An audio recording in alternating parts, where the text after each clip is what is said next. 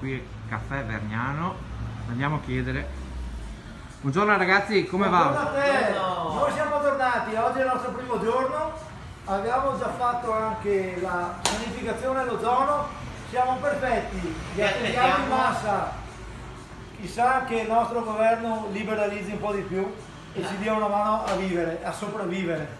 Ottimo, vi vedo allegri.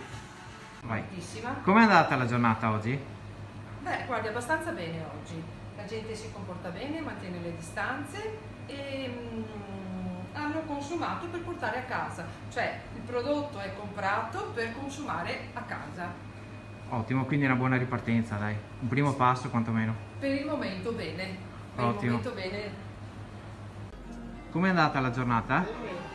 FH, come potete immaginare, la gente è ancora restia, qualcuno si affaccia, beve un caffè, toccata e fuga.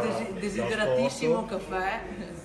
Una lenta ripartenza, però La dai. normalità è molto lontana. Va bene, buona giornata. Grazie. Oggi la giornata col takeaway?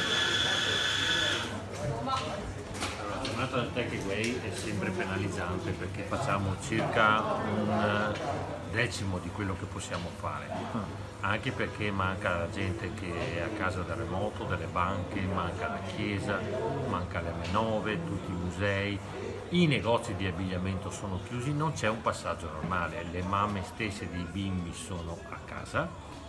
Quindi non abbiamo un passaggio giusto, non è. Tanti diffidano nel venire dentro o prendere il takeaway perché non piace il bicchiere di carta, non è un lavoro normale, però in qualche maniera bisogna cominciare e questo è un buon avvio.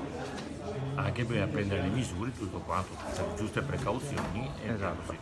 Grazie.